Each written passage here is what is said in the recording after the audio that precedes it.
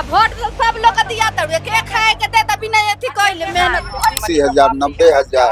हाँ, अब जो मजदूरा आदमी है वो कहाँ से देगा बोली। हमने के मांग करते कहीं बिजली जरता अब कुल पैसा हाथना भइल बा गरीब बड़ी बानी जा कहाँ से दे जा गाँव में तो कहा कही जा केकरा से कपार पीटे जाई जा अपन कमा तन जा खा तन जा सब है अंडे पोटी है लेके बुझा ढोला हां तो दुखे के चलते न ले जाई ना जा ढोहावे खातिर नेता लोग से है का लाभ बा के खपड़ा डोला तड़े देखी भाई, नेताजी लोग हर बार जैसे चुनाव आवेला रउआ लोग ने जंग कूद आवे नी, जनता के बीच में जानी, जनता से कहे नी जे हमार समस्या के रउ जितना समस्या हो सब दूर हो जाए।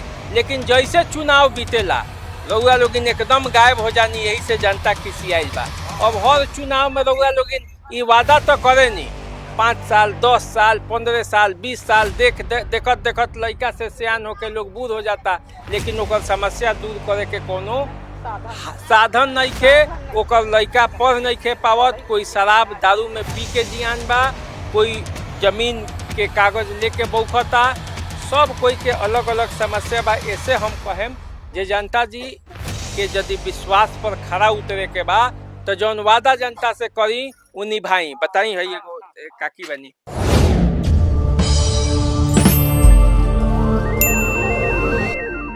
नमस्कार, द देसी अड्डा पर आपका स्वागत है। मैं हूं राकेश तिवारी। देखिए, शाहपुर विधानसभा क्षेत्र में मैं खड़ा हूं और शाहपुर विधानसभा क्षेत्र में चुनावी सरगर्मी तेज हो गई है। चुनावी सरगर्मी इसलिए तेज हो गई है क्योंकि यहाँ जन सुराज की संभावित प्रत्याशी जो एक दावेदार के रूप में शाहपुर विधानसभा क्षेत्र से चुनाव लड़ना चाहती हैं, वे अपने क्षेत्र भ्रमण पे हैं, अपने मतदाताओं के पास जा रही हैं, जन सुराज का जो मुद्दा है उन्हें बता रही हैं और ये बता रही हैं कि बिहार में बदलाव लाना है तो आपका योगदान क्या होना चाहिए। तो चलिए हम सीधे बात करते हैं जन सुराज की जो नेत्री हैं पद्मा ओझा जी से, इन्हीं लोगों के बीच में, और इसके बाद हम यहाँ जितने भी जन समूह उपस्थित हैं इस गांव में उनसे भी बात करेंगे और समझेंगे कि इस बार चुनावी मिजाज क्या है। तो चलिए सबसे पहले बात करते हैं पद्मा ओझा जी से। सबसे पहले आपका स्वागत है। धन्यवाद। क्या सोच के आप यहाँ चुनाव प्रचार कर रही हैं और किन के बीच जा रही हैं? हम हर गांव में जा रहे हैं और जा कर के बेसिकली मैं गरीब जनता के पास जा रही हूँ जो आज तक वंचित रहे हैं। मेरा उद्देश्य है कि उस अंतिम व्यक्ति तक पहुँचूं जिन्हें कि आज में इतनी सारी योजनाएं हैं लेकिन उन तक नहीं पहुँच रही है। मेरा मानना है और मैं ये सोचती हूँ कि जो भी योजनाएं आ रही हैं वो सभी के पास सही सलामत पहुँचे, सबको फायदा हो और इनको जो योजना नहीं मिल रही है वो किस तरह से मिलेगी। बातचीत के दौरान कल ही इनसे बात हुई थी तो कह रहे थे कि इतना भ्रष्टाचार है कि कोई काम हमें अगर सरकारी काम कराने जाए तो बिना पैसे का होता नहीं है। तो हम लोग चाहते हैं कि ये जो भ्रष्टाचार फैला हुआ है कि जो भी काम कराया जा रहा है सरकारी काम के लिए हमें दाखिल खारिज कराने के लिए, वंशावली बनाने के लिए, आधार कार्ड के लिए, इन सब चीज़ के लिए पैसे लग रहे हैं। या बिजली है, बिजली तो घर घर आ गई है लेकिन स्मार्ट मीटर लग गया है जिससे काफ़ी लोग परेशान है कि बिजली का बिल गरीब जनता के पास हज़ारों में आ रहा है और वो अपना खाने के कल के लिए उन्हें सोचना है और हज़ारों के बिल वो लोग कहाँ से भरेंगे। तो ये सारी समस्याएं हैं और हम जनसुराजी लोग यही हम लोग का उद्देश्य है कि किस तरह से जनता के जो कष्ट है उसको कम किया जाए और उसी उद्देश्य से हम लोग घूम रहे हैं और जनता को समझा रहे हैं कि हर बार प्रशांत जी का कहना है कि अगर समय पे रोटी पलटी नहीं गई तो रोटी जल जाएगी। तो वही हम समझा रहे हैं इनको कि बार बार एक ही जन को चुनने से अच्छा है कि आप पलट के देखिए, हो सकता है कि आपकी जो ज़रूरतें हैं उसको पूरा किया जा सके। देखिए, रोटी पलटने की बात हो रही है लेकिन हम सीधे जनता से जानेंगे कि इस बार जनता का मिजाज क्या है। बोलिए, कैसा, मतलब आप क्या अनुभव? बहुत अच्छा है। तो क्या आपको लगता है कि इस बार जो मुद्दा जन सुराज उठा रहा है वो जायज है? बहुत कि क्या? बढ़िया बात है। बढ़िया बानू। बताई का लोग का चाहतनी? खूब बढ़िया बा का खूब बढ़िया बा? बिहार जन- बढ़िया से बा? जनता पलट जाए तो बढ़िया न बा। जनता पलट जाए कि सरकार पलटी? सरकारे पलट जाए। देखिए, सरकार पलटी। अच्छा, ये बात बताइए, जौन सुराज के जितना नेता लोग आवता बिहार भर में, हम यही जन के बात नहीं के करत, लोग इनका महसूस करत नहीं जन सुराज बढ़िया बा कि का बा?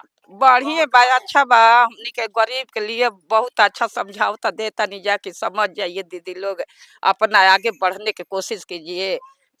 इथी बड़े जनता सुराज से, हाँ, जन सुराज के माने देता जा कि केहू के बिजली बिल में गरीबती बा तो नइखे बिल भरे सक तो आदमी के कुछ हाँ मदद करी तो जनी। रउआ लोगन के विश्वास बा जे यहाँ के हाँ हाँ विश्वास बा। चली हम आऊ यहाँ लोगन से पूछा तनी। चली बाबा ई बताई जे अब के का हवा बा? हवा बा जन सूरज के। हवा जन सुराज के बा। हाँ। काहे जन सुराज के हवा जागल? जब समाज के आगे बढ़े खातिर। आधार अब की बताई रउआ का बुझाता बिहार में बदलाव के कोनो संकेत? हमनियों को बहुत खुशी है बा कि हमने गांव में एगो विधायक नया उत्पन्न भइनी। अच्छा वोट दिया है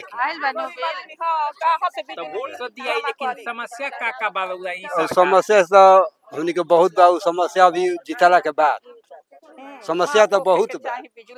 आई है ने देखो तनी है कितना माई लोग बहन लोग बैठल बा कि पूछल जाओ का अब की का बुझाता बिहार में? हमनी के तो बुझाता तो के मैदान फिरे जाता जाता नली यहाँ वाला कोना के धरा कुल बटो को थाने जोग नहीं के कोई आदमी के गोड़ हाथ टूट गए। तो जे विधायक रहे जंग आज जे कोड़वा उनसे ना बनवाई, के कोरवैले के अब उहे से पूछी जाई। वो लोग अच्छा चलिए ये का तो आपके वोट देम कि ना? अब वोट तो सब लोग के दिया तड़ुए के खाए के दे तभी नहीं अथी कइले मेहनत। देखी कोई भी नइखे दे खाए के जनता भाई जो जनता देख खटावा तनी तो खातन जा कोनो नेता से कोनो उम्मीद नहीं। ना कोनो नेता से कोनो मिली। बहुत खिसियाई बनी। काहे खिसियाइल बनी हो? माने वो खिसियाई बनी नेता लोग पर काहे ये खातिर? लोग वालों के ध्यान नहीं खे दे। इतना दूर में पता नहीं कि कोई के दूर जमीन नहीं खे कोशिश और कोई के राशन तब हमनियों के बा नीतीश सरकार तो बड़ा गाँव चलो कटिया गाँव में तो का कहनी जा केकरा से कपार पीटे जाइन जा, अपन कमातन जा खातन जा सब है अंडे पोटी है लेके बुझट होए वाला। हां तो दुखे के चलते न ले जाई ना जटुहावे खातिर ना बहुत बान हां घर को के मड़ाई बा कोई के घर 10 दिन में है काहे नेता लोग से है का लाभ बा के खपड़ा डोला तड़ुए। देखी भाई नेताजी लोग हर बार जैसे चुनाव आवेला रउआ लोग जंग कूद आवेनी जनता के बीच में जानी जनता से कहेनी जे हमार समस्या के रउआ जितना समस्या हो सब दूर हो जाई, लेकिन जैसे चुनाव बीतेला रउआ लोग एकदम गायब हो जानी। यही से जनता खिसियाइल बा।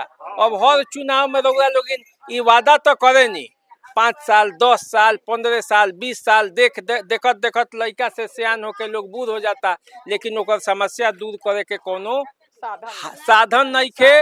ओकर लड़का पढ़ नहीं खे पावत, कोई शराब दारू में पी के जियान बा, कोई जमीन के कागज लेके बौखता, सब कोई के अलग अलग समस्या बा। ऐसे हम कहेम जे जनता जी के यदि विश्वास पर खड़ा उतरे के बा तो जौन वादा जनता से करी उ निभाई। बताई है एगो काकी बनी वादा यदि जनता से कह के यदि नेता निभावे लगे तो रउआ लोग का कहे? कहब जा कि जीती अभी तो कोनो एजंग ना औसन नेता आज ले भइल ना जे ना। रउआ लोग के मन के बात करू ना हैं नहीं के कहाँ होता रउआ बढ़ब तो हमो बढ़ब, रउआ बढ़ब तो हम। अरे हम तो एगो पत्रकार बनी रहा बात उठावे खातिर आइल बनी। जोन जनता कही जोन कहेम रउआ तोने बात जाई, दोसर बात मिला जुला के हम ना कहेम। तो रउआ का मांग करतानी? हमने के मांग करतन कहीं बिजली जरता अब कुल पैसा हाथना भइल बा, गरीब बड़ी बानी जा कहाँ से दे जा। हाँ हमें के गरीब आदमी कहाँ से दी जा। का कहतनी बाबा? बिजली बिल है जो गरीब आदमी है तो गरीब आदमी कहाँ से लिया करके देगा? 70,000 80,000 90,000। हाँ अब जो मजदूरा आदमी है वो कहाँ से देगा बोलिए ना। तो इस बार का है मैंने बदल दीजिएगा सरकार की? सरकार तो बदले के हमने के थी बा, एक वो निवर्तक बा, एक निवर्तक वो बा कि गांव के यहाँ के बानी आए हमने के समाज जितना बा है भोजपुर में सब लोग के हमने के ऐलान कर दी जाए कि भाई गांव के हमने के बानी यहाँ के वोट दिहल जा। तो देखिए जन सुराज की प्रत्याशी पद्मा ओझा जो अभी प्रत्याशी तो नहीं है लेकिन चुनाव लड़ने की तैयारी में जुटी हैं। प्रशांत किशोर जी के पास ये अपनी बातों को रखती हैं और जनता के बीच भी अपनी बातें बड़ी पुरजोर ढंग से रख रही हैं। अब देखिए आगे क्या होगा, मैं बता नहीं सकता, क्योंकि जनता जो है पिछले 70 वर्षों से हमेशा जो भी दल का नेता रहा है उससे छली जाती रही है, इसलिए उसके दिल में बड़ा दर्द है। नेताओं पर से विश्वास भी उठ गया है, ये कहें तो कोई बेईमानी नहीं होगी। तो इसलिए मैं ये कहूँगा कि जो भी वादा कीजिए कृपया जरूर इस गरीब जनता को देखिए और पूरा कीजिए। चलिए हम आपके बीच आएंगे और इसी तरह के जनता के बीच जाकर चुनावी बात बताएंगे, जनता का मुद्दा भी आपको बताएंगे। अभी दीजिए इजाजत, चैनल को सब्सक्राइब कर लीजिए, फेसबुक इंस्टाग्राम पे हमें फॉलो कीजिए। नमस्कार।